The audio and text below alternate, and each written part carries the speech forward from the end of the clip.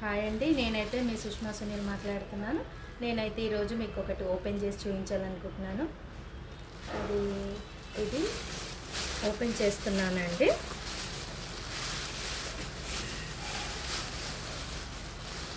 దీన్ని చాటల వాయనం అంటారండి.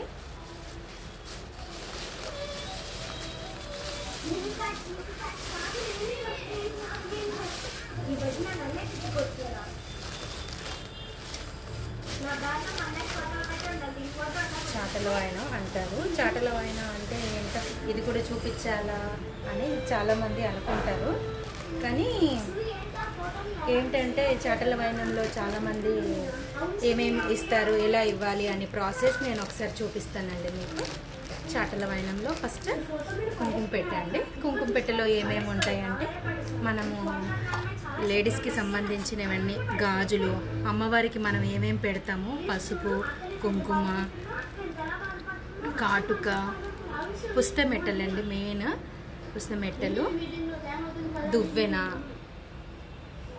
అద్దం, గాజులు ఇవన్నీ పెడతారండి.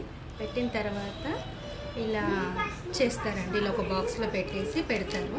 పెట్టిన తర్వాత ఇది ఎందుకు ఇస్తారు అని అందరు అనుకోవచ్చు. కానీ ఇలా ఏంటంటే పుణ్యశ్రీగా చనిపోతే, తెలంగాణలో పుణ్యశ్రీగా చనిపోతే ఇలా ఇస్తారండి. ఓడిబియ్యం ప్యాకెట్, ఓడిబియ్యం, ఇలా ఓడిబియ్యంలో కుడకలు, వక్కలు, ఇలా మనం అమ్మవారికి ఓడిబియ్యం కలిపితే ఎలా చేస్తామో అలా చేస్తారండి. మనం ముత్తైదని అమ్మవారుగా భావించేసి మనం అమ్మవారికి ఏమేమైతే సమర్పించుకుంటామో అలా చేస్తామండి.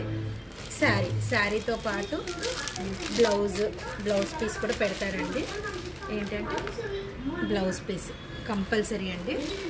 అలా కాకుండా బ్లౌజ్ పీసెస్, 2 బ్లౌజ్ పీసెస్ కూడా పెడతారండి.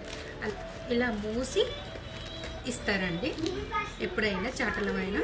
ఇది ఏంటంటే పెద్దవాళ్ళు, ముత్తైదులు ఎవరైనా చనిపోతే, ముత్తైదులు చనిపోయినప్పుడు ఈ ప్రాసెస్ కంపల్సరీ అండి తెలంగాణలో. ఇది ఏంటంటే మన అమ్మవారు రూపంలో మనం ముత్తైదును భావించి మనం ముత్తైదుకు అన్నీ చేస్తామండి.